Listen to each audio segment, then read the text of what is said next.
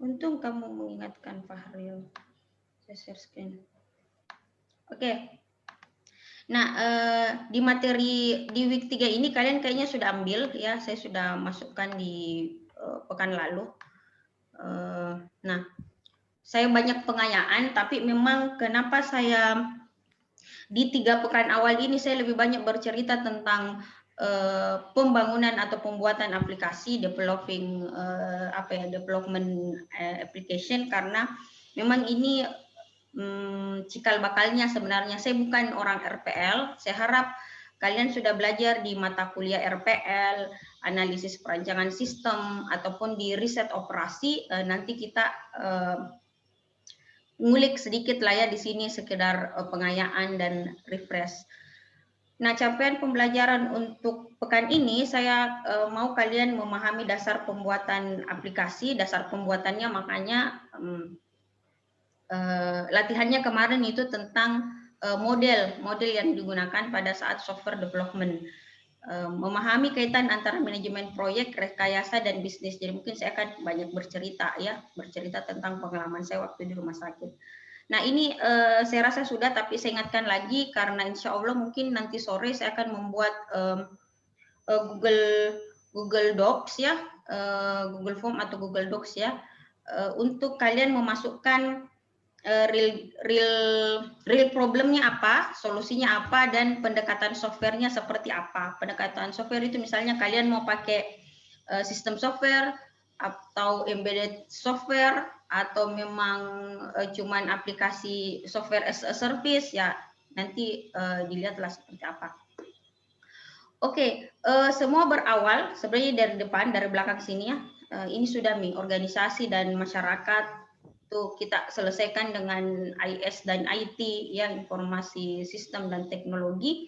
Itu setidaknya memang memudahkan kerjanya masyarakat, memudahkan kerjanya perusahaan ya, memberikan misalnya kita mau membantu petani, kita mau membantu kayak yang dulu itu electronic fishery, dia bagaimana membantu orang yang punya tambak ikan. Jadi ikan itu misalnya dia pasang sensor untuk mengetahui kapan sih ikan ini banyak makannya, kapan dia tidak mau makan. Jadi pemberian pakan itu berdasarkan dengan nafsu makannya si ikan ya, karena di beberapa tambak itu kalau dikasih saja makanan itu nanti bisa mati si ikannya. Jadi seperti itu, bagaimana dia memudahkan para nelayan, bukan hanya organisasi tapi masyarakat luas juga kita bisa mudahkan. Nah, di sini banyak hal ya, tidak hanya software sebenarnya, ada hardware, network, ada mekanikal, dan teknologi yang lainnya. Yang ini yang harus kalian ketahui, software itu tidak berdiri sendiri ya. Oke, nah pentingnya penggunaan software memang sekarang lebih banyak ke embedded system semuanya ya, transportasi, kesehatan, telekomunikasi, militer, proses pada industri dan entertainment. Dunia modern mutlak menggunakan ya. Jadi memang IT itu poros penggerak bagi kemajuan di semua bidang, mulai dari pendidikan dasar sampai rekayasa genetika. Jadi memang sekarang sudah banyak virtual ya, virtual yang memungkinkan kita melaksanakan dulu percobaan secara virtual, setelah itu kita aplikasikan dia dalam dunia nyata. Ya, jadi misalnya kalau mau bikin apa sih uranium, tahu uranium ya? Uranium itu salah satu unsur yang dipakai untuk nuklir kayaknya, kalau tidak salah itu uranium. Yep. Jadi ya, jadi itu kan nuklir, pembangkit listrik tenaga nuklir itu kan dayanya besar sebenarnya, besar sekali dayanya. Jadi mungkin kita bisa pakai uranium berapa, dia sudah bisa memberikan suplai listrik ke mungkin beberapa kota. Jadi setahu saya di Jepang kayaknya sudah seperti itu. Nah, ada baiknya kalau kita pakai virtual lab dulu daripada betul-betul kita ledakkan uraniumnya, karena bahaya kalau nuklir meledak ya, takutnya salah. Panasnya, Bu. Ya, takutnya salah menginikan senyawa unsur ini dicampur unsur ini jadinya meledak. Jadi itu ada virtual lab sebelum kita mungkin mengimplementasikannya dalam dunia nyata. Jadi ini Roger S. Pressman, Bapak software development. Kalau yang suka RPL harusnya memang tahu sejarahnya beliau. Oke, ini cuman beberapa, tapi yang saya mau tekankan memang sekarang semuanya software as a service ya, software sebagai layanan. Bagaimana kita lihat sekarang yang punya bapak ibu kerja jadi guru di SMA, mereka sekarang itu jago menggunakan Office 365 ya. Jadi mereka menggunakan Office 365 itu salah satunya karena di Office 365 itu ada Teams-nya, kalau tidak salah Microsoft Teams itu kompetitor dari Zoom, ya, kompetitor dari Google Meet. Jadi bagaimana Office 365 itu software as a service memungkinkan kita menikmati layanan layanan komputasi awan dari Microsoft. Jadi semua itu sekarang tidak perlu diinstal sebenarnya. Jadi begitu kita terini software ya sudah ya, langsung saja seperti itu. Kita buka webnya selesai, tidak perlu diinstal di istilahnya desktop. Tidak perlu kita pakai desktop. Ini sudah ya, cuman bagiannya saja. Nah, evolusi software jadi sebenarnya ya 15-10 tahunan lah ya. Jadi 15-10 tahunan. Sekarang trennya itu kalau dari dulu jadi 1950 ke 65 15 tahun, 64 ke 74 10 tahun ya. 73 ke 88 begitu terus 10 tahunan. Jadi sekarang kan sudah 2000, harusnya 2015 itu kan 2015, nanti mungkin lagi 2030 pasti akan ada Android ya, akan ada tren terbaru dari software itu sendiri. Nah, saya tekankan memang untuk anak-anak yang mengambil RPL kalau bisa menguasai yang namanya mobile programming ya. Jadi khusus RPL dia punya keahlian khusus itu mobile programming.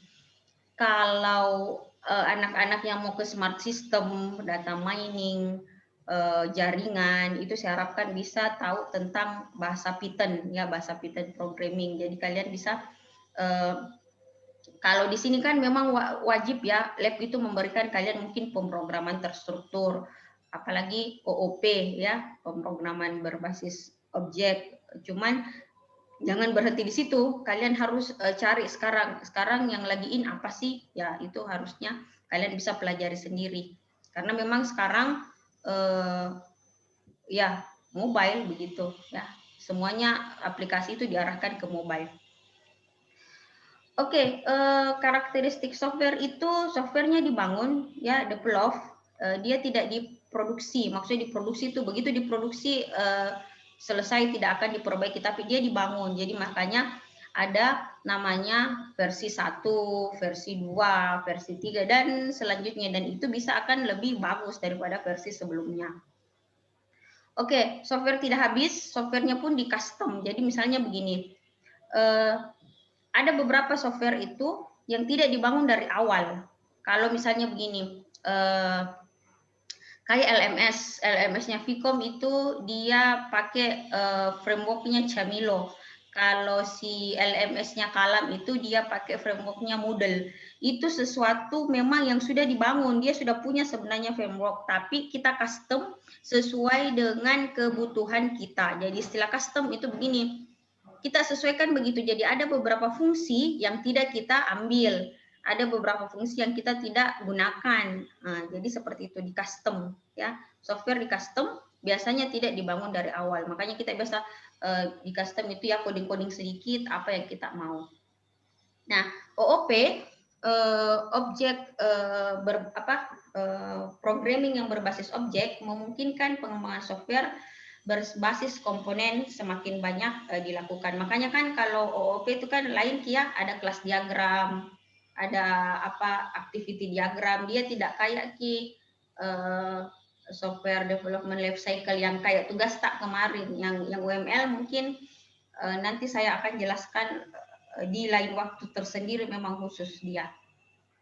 Reuse kan dia jadinya, jadi dia reuse bisa digunakan kembali seperti itu karena memang mereka berbasis objek. Oke, ini sudah. Nah, kita perhatikan. Jadi ini yang dimaksud dengan software itu tidak memang dibangun dari awal di sini, cuman untuk kedepannya bagaimana Windows sekarang membuat Windows 10 itu adalah perbaikan dari versi 1, 2 dan selanjutnya. Jadi untuk menciptakan Windows berapa dari 1985 sampai 2006 Windows sudah bisa menciptakan beberapa tipe ya, atau beberapa jenis Windows. Yang terakhir itu adalah Windows Vista yang mungkin yang agak berat sih dibanding dengan Windows kalau dibanding dengan XP ya, dengan 2003. Oke, ini sudah. Nah, jadi saya harap ini tetap kalian tetap harus membaca-bacanya ya, karena memang ini yang menjadi pertanyaan survei nanti di insya Allah, kalau bukan sore malam lah yang saya kasih.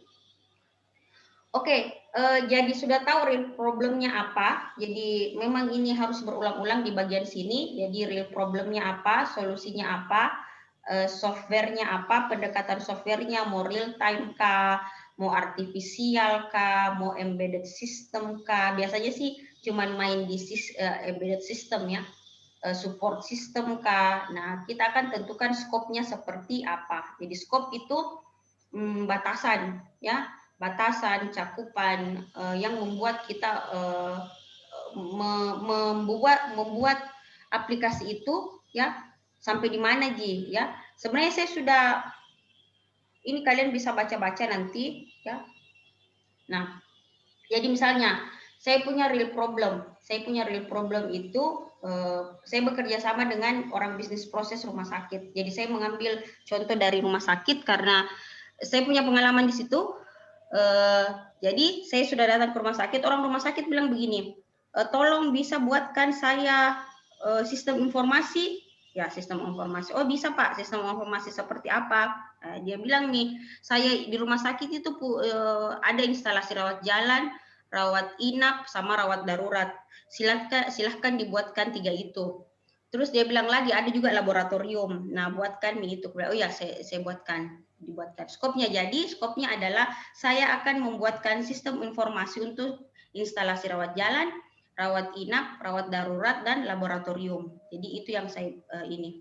Habis itu dari situ bisa kelihatan cost estimasinya kira-kira berapa. Jadi cuman itu saja, rawat jalan, rawat inap, rawat darurat dengan laboratorium. Jangan farmasinya, dia tidak bilang farmasinya, farmasi itu obat, jadi tidak masuk. Kalau masuk lagi farmasinya, pasti cost estimasinya naik lagi. Jadi di skop itu adalah deskripsi singkatnya, cakupannya seperti apa. Dari skop ini akan kemana-mana. Jadi kenapa 3 pekan saya ajari kalian tentang software, karena tidak mungkin ada ini skopnya anak-anak ya kalau tidak ngerti dulu ke belakang sini ya. Jadi kalau tidak ngerti problemnya, jadi mengetahui masalah adalah setengah dari solusi. Ya, kalau kalian tidak tahu masalahnya, solusinya apa? Kan tidak tahu. Jadi sering saya ceritakan itu di kelas. Ibarat anak kecil, kalau kita mah ketawa-ketawa saja. Saya kasih statement kayak begini. Saya punya apel. Apelnya itu masih ada kulitnya. Itu apelnya apel impor. Terus saya bilang nih, ini apel, saya mau makan. Ini nak makan kini apel. Terus real problemnya kan dia mau makan apel. Habis itu kalau dia mau makan saja dengan kulitnya, ya mungkin ada zat lilin yang masuk, mungkin tidak apa-apa sekarang, tapi kan di apel itu ada zat lilinnya di kulit bagian luarnya. Jadi kalau dia tidak buka, kasihan seperti itu. Terus saya kasih dia solusi. Saya kasih dia solusi untuk melepaskan kulit dengan apel itu, daging apel dengan kulitnya. Saya kasih dia solusi silet, gunting kuku, pisau, gergaji, kapak. Oke. Kalau kita mungkin ketawa aja pakai pisau mau Bu. Iyalah, saya sudah 30 tahun bermain dengan pisau. Saya tahu pisau gunanya apa. Tapi kalau anak kecil yang enggak tahu, yang enggak ngerti, yang kalian enggak ngerti ini, oh ini software apa ya? Saya enggak ngerti ini. Saya juga bermain-main sama software 5 semester, berapa bulan yang lalu, saya juga enggak ngerti. Makanya kita bingung, tapi kalau sesuatu yang sudah kita tahu, pasti kita tertawa. Enggak mungkin pakai silet kan? Nah, kalau misalnya solusinya pakai silet, solusi teknopartnya, softwarenya dia pakai silet, itu estimasinya berapa lama sih kalau kita pakai silet? Palingan juga kita berdarah-darah, ya. Pakai kapak, enggak bisa kalau pakai kapak, malah terbelah apelnya. Jadi seperti itu. Kalian harus ngerti masalahnya, solusinya apa, teknologi yang dipakai juga harus ngerti, supaya nanti skopnya, untuk cost estimasinya, project manajemennya dengan engineering prosesnya itu kalian tahulah seperti apa ya. Memang bukan semua yang ini, tapi kita ngertilah sehingga kalaupun kita bukan bagian kita ikut rapat, kita bisa memberikan solusi sebenarnya. Jadi skop ya. Hari ini saya akan mengajarkan tentang skop, cost estimasi dengan project management. Oke. Ini skop. Jadi skop tadi saya sudah bilang, skop itu cakupan deskripsi singkat dari aplikasi yang kita akan buat, yang kayak tadi ya, sistem informasi manajemen rumah sakit untuk instalasi rawat jalan, rawat inap, dan rawat darurat. Itu dulu. Jadi itu saja. Idealnya skop itu didefinisikan oleh orang yang bisnis proses. Jadi yang bikin itu rumah sakit. Kita bisa bantu. Toh, kita kan tidak tahu ada berapa instalasi di rumah sakit. Siapa yang tahu? Kita taunya rawat jalan. Nah, beda gitu pasien, yang mana kategori rawat jalan, yang mana kategori rawat inap, yang mana kategori rawat darurat, kita tidak tahu. Yang tahu itu orang bisnis proses, makanya dibantu sama orang IT. Nanti kita bertanya, Pak, bedakah itu IRJ, IRNA sama IRD? Beda, Bu. Apa bedanya? Nah, apa bedanya? Itu yang kita tanya. Bedanya itu, Bu, kalau IRNA tidak bisa langsung masuk. IRNA itu masuknya dari IRJ sama IRD. Jadi rawat inap itu tidak bisa langsung diregistrasi. Dia harus diregistrasinya dari rawat jalan atau rawat darurat. Kan tidak mesti langsung masuk rumah sakit, langsung mau rawat inap. Tidak ya, dia diperiksa dulu. Kalau dokter mengatakan Bapak atau Ibu harus tinggal, baru perawat inap. Artinya ada pemeriksaan sebelumnya. Pemeriksaan sebelumnya itu apa ya? IRJ dan IRD. Itu yang kita tidak tahu, tapi kita harus ngulik, ya, harus banyak tahu. Nah, skop ini akan berkaitan dengan waktu, biaya, dan kualitas dari software nanti itu sendiri. Oke, setidaknya skop nanti punya 4 hal ini. Jadi ini akan menjadi tugas kalian pekan depan ya. Jadi mungkin saya akan kasih lagi satu materi tentang SRS ditambah skop. Jadi tugas depannya itu bikin skop dengan SRS. Hari ini kalian harus ngumpul sama saya real problemnya dengan pendekatan softwarenya seperti apa. Nah, konteks ya kayak tadi konteks itu softwarenya mau dibikin apa? Mau bikin produk embedded system, mau bikin sistem informasi manajemen ya bisnis, atau mau buat electronic commerce, ya itu lebih ke bisnis, memang banyak ke bisnis. Terus biasanya juga software itu dibuat hanya untuk maksudnya otomasi atau apa, maksudnya menyelesaikan kendala ya, atau ada beberapa kendala yang diinikan, makanya kita bikin softwarenya. Itu konteksnya ada dulu. Terus informasi objektifnya apa ya? Jadi kita nanya-nanya, bukan orang rumah sakit yang bikin, tapi kita meramu 4 pertanyaan ini buat mewawancarai mereka. Makanya ada istilah komunikasi. Ya, apa itu komunikasi? Yang ini semua ini ditanya ini. Pada saat kita komunikasi ini yang ditanya. Mau dibikin apa ini aplikasi? Terus informasi apa yang harus saya tampilkan di aplikasi tak, Bu? Nah, jadi misalnya kayak tadi rawat jalan, rawat inap, rawat darurat, apa Bu, informasi apa yang atau alur dirawat jalan seperti apa sih Bu? Dia bilang nih orang rumah sakit, oh biasanya begini Pak, pasien itu datang mau berobat, dia bawa KTP, dia kasih KTP-nya, setelah kami catat namanya, alamatnya, tempat tanggal lahir apa dan segala macam. Habis itu baru keluar nomor rekam medik. Nomor rekam mediknya itu begini Pak. Nah itu yang kita ramu. Oh inputnya apa? Inputnya KTP-nya pasien. Atau outputnya apa? Nomor rekam medik. Nomor rekam mediknya ada enggak format rekam medik? Jangan sampai bisa asal-asal 1, 2, 3, 4. Ternyata ada. Kita ke bagian rekam medik. Itu yang dimaksud. Jadi informasi objektif.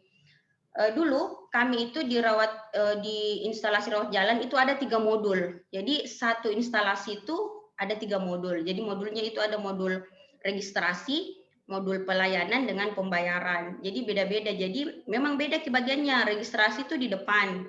Itu bukan dokter. Registrasi itu biasa operator registrasi ini. Habis itu dia akan Misalnya sudah datang, ditanya mau kemana, mau ke Polimata, dia ke Polimata. Di Polimata itu ditanya tindakan apa yang dikasih, dokter siapa, tindakan itu. Jadi di pelayanan diisikan nama dokter apa dan segala macam. Habis itu setelah diberi tindakan baru dia membayar. Jadi ada lagi pembayaran. Jadi itu yang kalian harus tanya, tapi enggak ngomong, Bu, input data outputnya apa ih? Enggak ngerti kita orang bisnis, ya. Kalian yang harus bisa memahami. Makanya orang bisnis analisis itu beda dengan developer, ya. Beda dengan orang yang coder, beda gitu analisis bisnis. Ada memang khusus istilahnya bisnis analis seperti itu, ya. Oke, terus yang ketiga adalah fungsi dengan performansi yang saya bilang tadi, ya. Jadi fungsinya itu di modul rawat jalan itu 3. Ada registrasi, ada pelayanan, ada pembayaran. Itu kan beda-beda. Registrasi itu input data, pelayanan input data pasien. Kalau pelayanan itu input data dokter dengan tindakan apa untuk gajinya dokternya. Pembayaran itu bagaimana tadi yang hasil tagihan di pelayanan dibawa masuk ke pembayaran. Jadi karakteristik fungsinya seperti apa? Hanya menampilkan data kah, atau memang sampai ke pembayaran kah, atau pembayaran itu nanti dihubungkan dengan kartu kredit kah, atau apa, itu yang perlu kita tanya. Biasanya kalau itu tidak terlalu ribet, mungkin yang agak ribet itu misalnya kayak performansi khususnya si Gojek atau si Grab. Dia itu punya performansi khusus, misalnya kalau jam-jam tertentu, misalnya kalau macet atau lagi jam pulang kantor, ya, hujannya atau lagi hujan, macet, itu dia performansi khususnya langsung naik harganya 100% atau 200%, ya. Biasa kalau dalam keadaan biasa dari sini ke racing cuma 15.000, pas hujan deras itu jadi 50.000. Jadi memang dia punya performansi khusus. Atau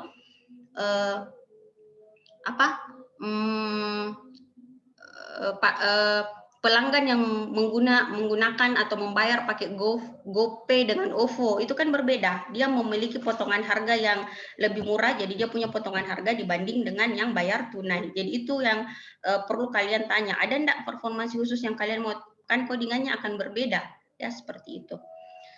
Nah, yang terakhir adalah kehandalan, ya, kehandalan, reliability. Jadi kalau istilah reliable itu bisa enggak dia diakses, sampai sejauh mana dia bisa diakses, akses servernya 24 jam enggak, jangan sampai kayak Kalam kemarin sebelum dia migrasi.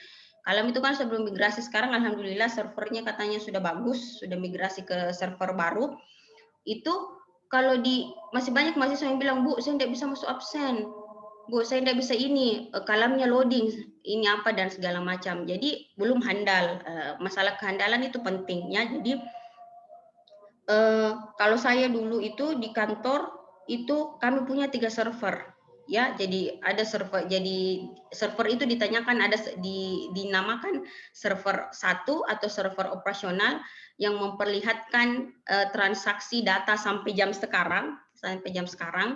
Server 3 itu adalah server yang merestore data hari kemarin. Jadi misalnya hari ini tanggal 7, di server 3 itu akan tersedia data sampai tanggal 6 jam 23.59. Jadi sistem kami itu merestore tiap malam. Jadi direstore. Jadi data-data pasien itu disimpan lagi. Nah, terus ada satu lagi namanya server testing. Server testing itu digunakan untuk mengetes aplikasi jikalau ada pembaharuan. Jadi misalnya setiap ada pembaharuan versi aplikasi, misalnya dari versi 1 ke versi 2, sebelum dideploy ke sistem operasional itu harus dites dulu. Jangan sampai ada yang bug atau ada yang error, kan tidak bagus, ya. Apalagi kalau pelayanan seperti rumah sakit, kan kasihan. Pelayanan seperti rumah sakit, seperti bank, yang memang operasional berkaitan dengan uang dan berkaitan dengan nyawa, kan bahaya. Kalau kita sih tidak terlalu, servernya mungkin cukup 1, ya. Kalau kita, saya tidak tahu lah seperti apa, tapi data-data mahasiswa kan perlu juga, tapi tidak krusial dia sebenarnya, tidak kayak dengan data-data. Makanya nanti kalian belajar keamanan lagi, penting untuk mengetahui yang mana data yang aset penting, yang mana yang memang data yang tidak, seperti itu. Jadi betul yang dilaksanakan Google kalau memang dia punya server itu di 3 negara yang berbeda karena untuk kehandalan ya, jadi dia bisa jangan sampai kayak Kalam kemarin-kemarin baru diakses tambah 5.000 mahasiswa UMI itu sudah blocking ya, jadi seperti itu. Jadi kenapa ini, karena mungkin tidak memperhatikan kehandalan sistem itu sendiri. Oke, ini kalian bisa baca, saya sudah kasih contohnya. Jadi contoh skop ini akan bisa menjadi dasar kalian untuk membuat tugas di pekan depan. Oke, nah sekarang saya masuk di estimasi proyek. Estimasi proyek itu adalah kegiatan apa, Bu? Kegiatan menghitung-hitung sebenarnya, menghitung-hitung, mengukur sampai sejauh mana kita bisa menyelesaikan ini proyek, misalnya dengan proyek IRJ, IRNA dengan IRD tadi, setidaknya mungkin kita punya 3 tim kah atau berapakah kalau mungkin satu jadi developernya, satu mengerjakan 3 kan kasihan, atau kita punya 3 developer, itu yang harus kita tahu. Jadi aktivitas untuk mengestimasi, menghitung-hitung, mengkalkulasi semua sumber daya. Apa itu sumber daya, Bu? Ya sumber daya kita sendiri, ya manusianya ada berapa. Kalaupun manusianya ada berapa, bisa tidak coding semua. Jangan sampai codingnya coding biasa, Ji. Ditanya lagi kalau bisa coding, bisa. Bahasa apa yang kamu bisa? Tanya lagi bahasa apa yang dia bisa. Kalau tidak bisa, ya coba hire lagi orang lain. Seperti itu. Jadi sumber daya termasuk laptop ya, termasuk begitu. Jangan cuma dibilang ini, tapi laptop juga penting. Jangan sampai punya laptop tapi tidak bisa dipakai compile begitu ya. Sudah ngoding setengah mati, jadi pas compile tidak bisa, dia muter terus, tidak tahu ini crash atau seperti apa. Ya, usaha yang dibutuhkan untuk mendukung proses pembuatan software atau software development proses. Nah, biasanya semua sumber daya dan usaha dikonversi menjadi jumlah uang untuk mengestimasi nilai proyek. Jadi misalnya tadi 3 orang. Nah, 3 orang, satu berfungsi sebagai apa? Oh, satu yang komunikasi sama pihak ini. Kira-kira dia bisa bekerja, kira-kira dia sehari dibayar berapa? Oh, sehari dibayar 100.000. Oke, jadi 100.000. Dia kerjanya berapa hari bisa selesai? 3 hari, 300.000. Kan begitu, Ji. Itu teman tak bisa ngoding, bisa. Dia ngoding ini bisa. 1 jam biasa dibayar berapa? Oh, 1 jam dibayar 100.000. Oke, bisa kerja 4 jam, bisa 400.000. Kan begitu, Ji, main-mainnya. Ya, laptop tak bisa dipinjam 3 hari, bisa 1 hari berapa? 100.000 ya, 300.000. Jadi begitu ya. Jadi semua itu dikonversi ke uang ya, palingan per hari atau apa segala macam, sehingga kita bisa dapat nilai uangnya seperti apa. Nah, itu estimasi proyek. Di sini ada salah satu contoh ya. Jadi sebenarnya dekomposisi proyek itu, dekomposisi masalah dalam proyek itu ada 2 hal yang harus kalian perhatikan. Satu, fungsi yang mau kita buat, jadi fungsi dari aplikasi yang mau kita buat, dan proses yang dilakukan untuk menciptakan fungsi itu. Jadi ini, kalau di baris ini bercerita tentang fungsi atau problem yang kita mau pecahkan. Jadi fungsi yang kita mau deliver sama si user yang kita buatkan aplikasinya. Jadi misalnya product function, dia bisa input teks ya, bagaimana teks inputnya seperti apa, editingnya, automatic copy editnya dan segala macam sampai dengan productionnya. Nah, prosesnya ngapain kita? Satu, customer communication ya, kayak tadi di rumah sakit. KTP diapakan, Bu? Ya diinput. Apa-apa saja datanya di KTP, Bu, diinput. Ya nama, alamat, begitu. Yang mana yang tidak boleh tidak diisi. Kan ada begitu, ya. Jangan sampai diisi semua, kan biasa kalau ada buru-buru atau mungkin KTP-nya tidak jelas, tidak ada alamatnya dan segala macam, ya kita bikin seperti itu. Jadi jangan saklek sekali, bukannya memudahkan tapi malah merugikan begitu. Apalagi rumah sakit ya, ini nyawa. Jangan sampai dibilang dia enggak bawa Bu, dia enggak bawa KTP apa dan segala macam ya. Jadi hati-hati, atau mungkin ini anaknya belum ada KTP-nya, ya masih kartu pelajar atau seperti apa, kan bisa seperti itu. Jadi tetap customer communication yang pertama. Setelah kita customer communication, baru kita merencanakan ya, merencanakan seperti apa, ini di coding berapa hari, setelah coding diapain, apa dan segala macam. Terus ada analisis resiko. Nah, analisis resiko ini memang akan menjadi satu mata kuliah juga yang wajib kalian ambil, karena dalam mengerjakan sesuatu bukan berarti resiko ya, ada sesuatu yang harus kita kerjakan seperti tadi bagaimana si Google itu untuk analisis resikonya itu dia membuat server di 3 tempat yang berbeda. Apa yang dia risk analisis ya, dia mungkin berpikir jangan sampai ada yang bakar ki serverku, makanya saya harus punya satu. Jangan sampai gempa bumi di negara yang satu, makanya saya punya ini. Jadi perlu ada risk analisis gitu ya. Ada kita begini memikirkan kemungkinan terburuk dari perencanaan kita. Jadi perencanaannya seperti apa, misalnya kalau sudah ini ternyata risk analisisnya apa, makanya ada proses engineering, ada proses rekayasa. Jadi proses rekayasa itu biasanya ada kalau kita sudah melakukan analisis risiko ya. Jadi dimanipulasi. Engineering itu kan manipulasi ya, manipulasi untuk mencapai tujuan kita atau menginikan solusi seperti itu. Oke, itu prosesnya segala macam, makanya ini yang nanti banyak di software development life cycle sebenarnya. Oke, teknik estimasi biaya. Jadi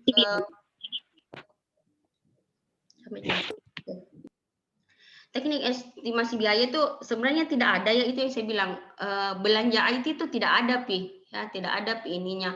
Kalau ini kan jelas ya, jelas bahwa harga semen berapa. Kalau manajemen proyek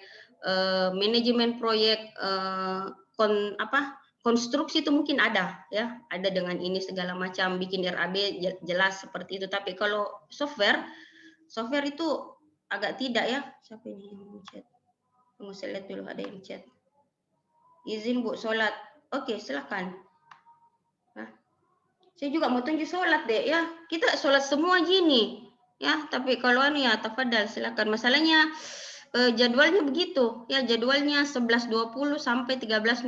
Jadi anu juga saya tidak bisa majukan dan segala macam. Apa-apa dari ininya seperti itu. Nah, yang jelas tidak ada yang mengatakan bahwa softwarenya si Google itu 100 juta, tidak ada yang bisa bilang, atau karena yaitu softwarenya si Gojek itu 40 juta, tidak ada yang bisa menginikan.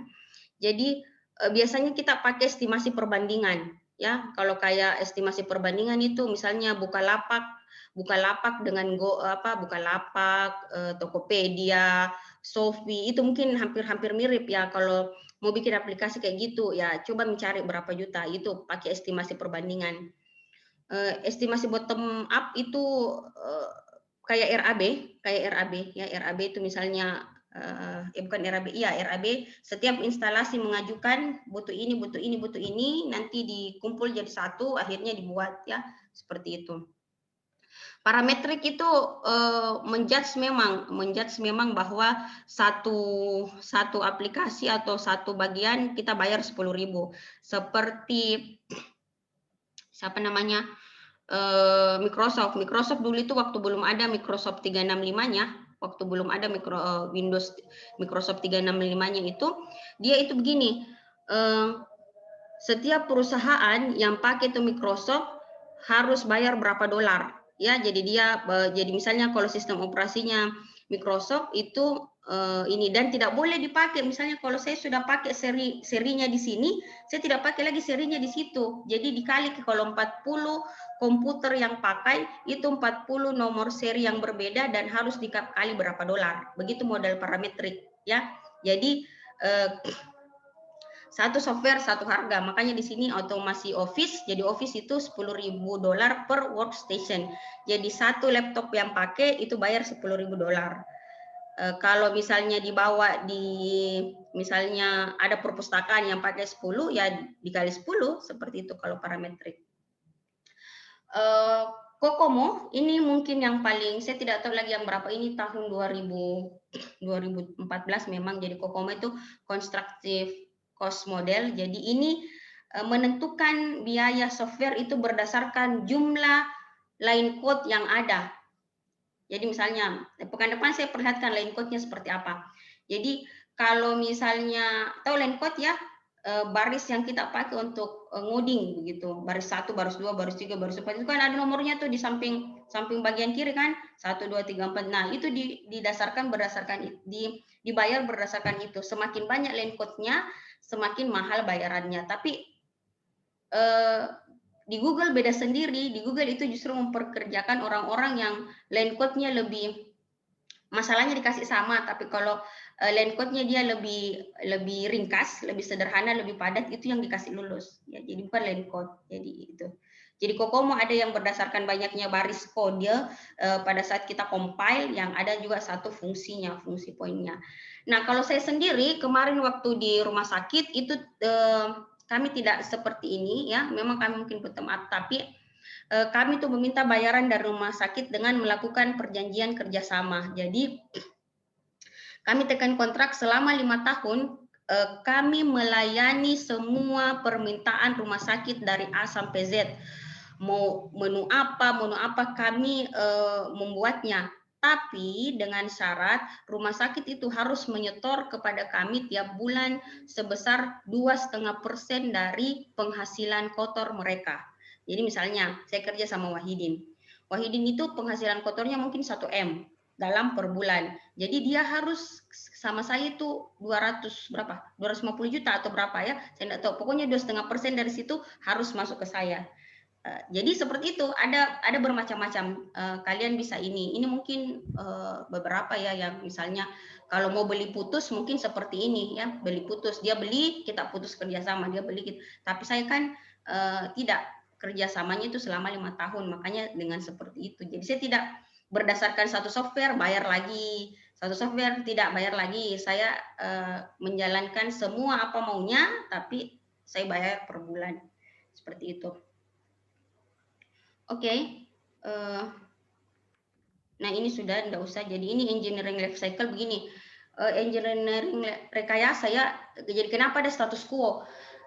Rekayasa itu kan manipulasi. Jadi rekayasa itu hal-hal yang kita bisa ubah, Tapi terkadang ada sesuatu status quo. Misalnya kayak tadi yang saya bilang, pasiennya datang, ternyata kalau kita bilang KTP, kita harus nanya dulu. Kalau pasiennya tidak ada KTP-nya, oh bisa di kartu pelajar, oh itu bukan di status quo ya. Status quo itu terkadang begini, kalau misalnya kayak ini pasien rawat jalan yang dia misalnya pakai BPJS ya, pakai BPJS, status quo-nya itu kalau dia tidak ada kartu BPJS-nya jangan didaftarkan sebagai apa? Sebagai pasien BPJS. Jadi ada terkadang hal-hal itu yang memang kita tidak bisa sentuh ya. Ada memang kadang hal-hal yang kita tidak, biasakan begini orang IT itu, Dede kasih begini saja, kenapa ribet sekali, kenapa mesti lewat situ. Nah, hati-hati, terkadang ada hal-hal memang yang kita tidak bisa ubah ya, apalagi kalau cerita sama birokrasi, tidak bisa itu, tidak bisa lewat sini dulu, tidak bisa dipotong saja dari sini langsung ke sana, ya tidak bisa ya, harus itu. Jadi hati-hati di sini ya. Itu ada, makanya ada istilah status quo. Oke, beberapa lagi, sedikit lagi, memang duhur sih cepat sekali ya, sekarang 12-an memang ininya. Oke, ini jadi software development life cycle. Jadi software itu ada namanya bukan lingkaran itu, siklus hidupnya ya. Software itu punya siklus hidup sebenarnya.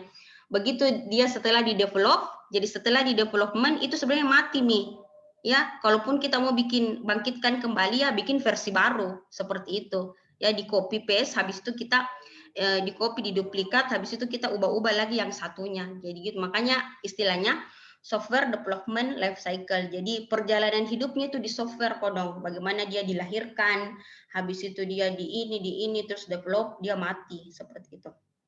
Oke, nah kalau saya dulu dalam ini, orang pre-project, orang development dengan orang support itu adalah orang yang berbeda, tidak boleh orang yang sama karena memang fungsinya yang berbeda. Kalau orang pre-project itu namanya kami tim gap. Tim gap kalau tidak salah Kak namanya itu gap. Tahu gap ya? Gap itu GAP. GAP itu apa sih ya, setelah gap itu? Ada jarak ya. Ada jarak antara saya dengan dia gitu, ada gapnya. Jadi orang pre-project itu begini, bagaimana dia membaca jarak antara real problem dengan solusi IT yang kita mau kasih. Makanya yang turun biasa itu di sini adalah bos-bos biasanya turun di sini. Di sini biasanya bos-bos orang yang sudah mengerti. Biasanya kalau saya itu dulu memang orang-orang yang ya tahu bisnis model, analisis desain dan segala macam, tapi pasti akan berbeda dengan orang di sini. Ya, jadi berbeda. Kalau di sini kan ngoding mi, apa mi segala macam. Ini kalau yang ini orang anu lagi, orang development ya, orang development lagi yang orang implementer seperti itu. Jadi mereka menanyakan gapnya seperti apa, bisa enggak kita buatkan aplikasi apa dan segala macam. Nantilah saya ini pekan depan saya kasih mungkin 2-3 pekan depan saya akan bagi-bagi nih misalnya apa ada itu yang gambar lucu sebenarnya yang apa orangnya mau minta apa tapi bisnis analisnya menceritakan seperti apa itu akan berbeda. Oke, pre-project ini support juga beda ya karena kalau support itu memang feedback nih yang dia cari ya bagaimana perbaikan terhadap aplikasi tersebut. Makanya di versi yang kedua itu mungkin bisa lebih bagus ya. Oke, di development fase itu sebenarnya ini yang ada ya. 5 ini harus ada. Makanya di soal tugas kalian itu ini sebenarnya ini bedanya waterfall, bedanya prototype, rapid. Sebenarnya ini semua tapi ada yang dikerjakan berbarengan, ada yang dikerjakan lurus-lurus, ada yang dikerjakan berputar seperti itu ya. Jadi ini pre-project dengan supervise saya tidak jelaskan terlalu ini, tapi itu memang orangnya berbeda ya. Orang development itu memang orang proyek yang memang mereka bekerja berbatas waktu. Kalau orang support itu kan tidak media operasional ya, mengerjakan hal-hal yang berulang-ulang. Oke, komunikasi yang pertama dilakukan adalah komunikasi. Bagaimana kita menginisiasi proyek ya. Namanya proyek ini pembangunan sistem informasi untuk rawat jalan, rawat inap, rawat darurat. Habis itu kita gathering itu mengumpulkan apa yang perlu dibutuhkan. Oh data ini, oh data KTP, data ini, oh data pasien, oh data data dokter, oh data pelayanan, bikin nanti semua. Oh ini, oh ada artinya nanti ada master barang apa segala macam. Masih begitu, masih mengumpulkan data lah.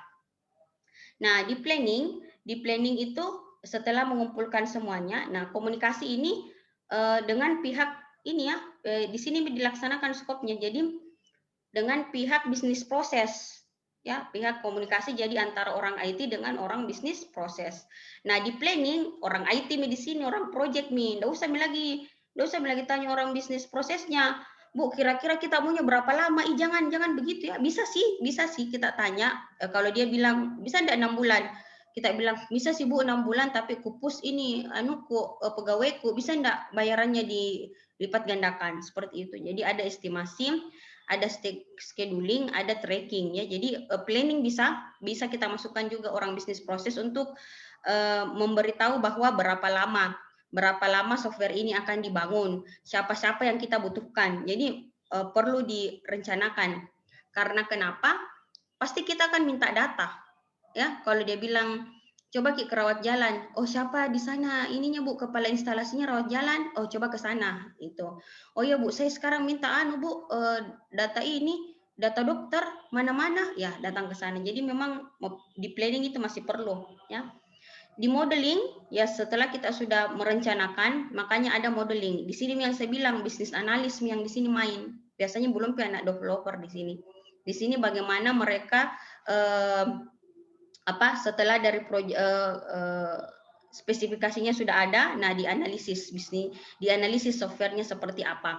Desainnya mungkin kalau pakai, saya taunya sih UML ya, saya bukan ini UML ya, itu ada aktornya siapa-siapa saja ya, ada admin, ada dokter ya, ada pasien ya, pasien bukan enggak ini aplikasi, oh enggak buka, tapi kalau nanti bikin mobilnya harus dia bisa daftar sendiri apa dan segala macam seperti itu. Jadi harus kita tahu desainnya seperti apa.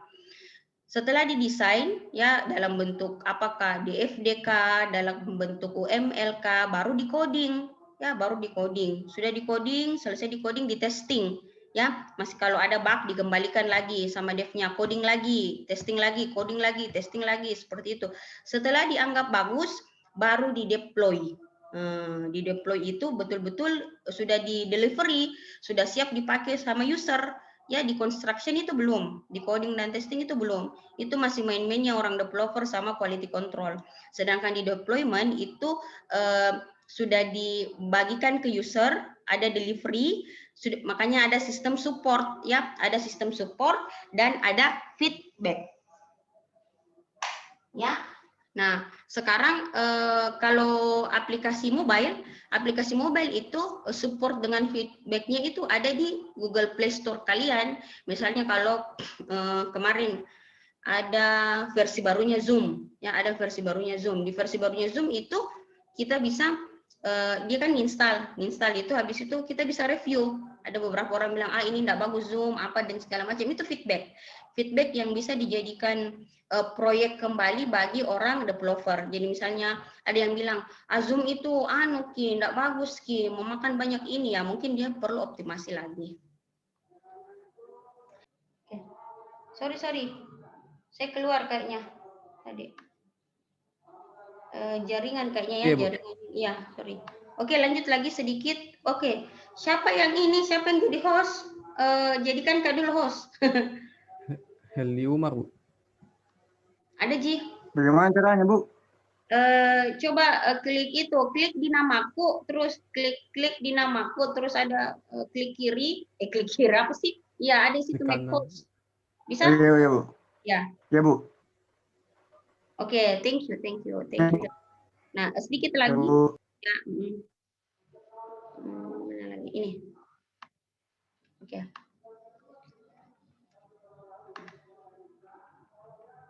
Nah, ini ya, jadi sekarang kita masuk ke ini yang jadi tugasnya kalian. Saya cepat saja ya, jadi ada beberapa SDLC yang kalian bisa pakai. Pertama itu waterfall. Waterfall itu kayak air terjun, jadi memang dia dari atas ke bawah dan seterusnya. Nah, ini modelnya dia linear, jadi dari komunikasi, setelah komunikasi kita planning, modeling, construction, dan deployment. Jadi satu bagian kita harus pindah ke bagian lain dan segala macam. Jadi biasa-biasa aja. Setelah komunikasi kita melakukan perencanaan, setelah perencanaan kita memodelkan bagaimana sistemnya, habis itu kita melaksanakan coding, setelah itu kita deploy, selesai bahannya. Jadi tidak akan ada lagi balik-membalik. Nah, one cycle isi project monitoring. Jadi monitoringnya sangat gampang seperti itu. Misalnya kalau bermasalah di konstruksinya, ya kita nanya, jangan sampai modelnya yang salah. Kalau ternyata ini jangan sampai perencanaannya yang salah atau komunikasinya mungkin yang tidak jelas, akhirnya mengakibatkan konstruksi yang tidak bagus. Oke, kalau incremental, namanya increment itu kan naik ya 1, 2, 3, 4, 5 dan seterusnya ya. Jadi kalau si waterfall tadi one cycle, kalau incremental model itu begini. Dia biasa digunakan untuk menyelesaikan fungsi dan feature, beberapa fungsi dan feature. Jadi misalnya fungsi 1, fungsi 2, fungsi 3 seperti itu. Jadi misalnya tadi saya ada modul registrasi, ada modul pembayaran, ada modul pelayanan. Nah, perhatikan di sini. Jadi ini project calendar time. Untuk fungsi satu itu berjalan komunikasi, planning, construction di sini. Setelah di construction, mulai lagi feature yang kedua. Oke? Jadi dia mulai lagi untuk feature yang kedua. Setelah itu masih komunikasi ini di sini mulai lagi feature yang ketiga. Jadi begitu Ki, naik Ki terus ya. Jadi ini banyak fungsi yang bisa diselesaikan. Jadi belum selesai kalau tadi itu waterfall harus selesai baru kita lanjut lagi. Tapi kalau ini tidak. Begitu dia mulai coding kita komunikasi lagi untuk hal yang baru ya, seperti itu supaya waktunya itu agak lebih efisien, lebih efektif. Oke, rapid application ini misalnya apa ya? Ya hampir sama dengan tadi incremental, mungkin ingin menyelesaikan beberapa feature secara bersamaan, cuman di bagian apa komunikasi dan planning itu dianggap satu, di modelingnya yang berbeda, di modeling dengan construction itu dikerjakan secara bersamaan, ya. Jadi ada modeling ini, ada modeling ini, ada modeling ini, nanti di deploy-nya satu kali. Ya, mirip sih tadi sama, kalau tadi ini deploy-nya satu kali, kalau tadi kan di deploy sendiri-sendiri ya. Jadi memang di bagian modeling dan construction-nya yang berbeda mengerjakannya. Ada beberapa tim yang bekerja. Oke, ini ya biasanya visual programming, object oriented ya, biasanya pakai object oriented. Nah, prototyping agak berbeda sendiri. Jadi prototyping itu dari deployment kita bisa lagi kembali ke komunikasi, ya seperti itu. Jadi kan namanya juga model ya, prototyping itu kan biasanya membuat sesuatu itu yang menjadi sedikit ya biasanya dia produk ya, biasanya nih memang softwarenya dia produk kalau prototype tuh. Jadi komunikasi ke modeling, habis itu ke construction ya, constructionnya. Jadi tidak ada planning ya. Jadi kalau di prototyping itu tidak ada planningan, komunikasi langsung dimodelkan ya. Habis itu dimodelkan seperti apa, mungkin juga tidak ada orang bisnis analisnya ya, modelingnya, construction-nya seperti apa, habis itu deploy, tapi dikomunikasikan lagi kembali ya. Jadi seperti itu. Jadi dia berputar bagaimana kita membuat prototipe-nya menjadi bagus kembali. Kalau yang tadi tidak, sudah versi 1 deploy dulu, habis itu diperbaiki lagi. Jadi ada istilahnya kami tuh ditutup nih kasusnya ya. Kalau ini kan tidak ditutup-tutup, terbuka terus lingkaran. Kalau tadi kan tidak. Begitu sudah di deploy, tutup untuk kasus ini, bikin lagi versi baru seperti itu. Oke, spiral itu mirip sebenarnya ini ya, dia mirip dengan prototyping, tapi sepertinya dia untuk menyelesaikan beberapa fungsi, untuk menyelesaikan beberapa feature dan segala macam ya. Oke, itu concurrent ini saya belum terlalu saya juga belum cari tahu, belum terlalu banyak baca. Mungkin pekan depan saya menjelaskan sedikit dengan UML nantinya, OOP yang berbasis proses ya. Ini kalau saya lihatnya sih dari tidak ada jadi langsung develop begitu, development. Habis itu kayaknya ini kalau di sini tidak ada komunikasi segala macam, langsung di develop. Habis itu nanti di review, di sini mungkin proses komunikasinya di review.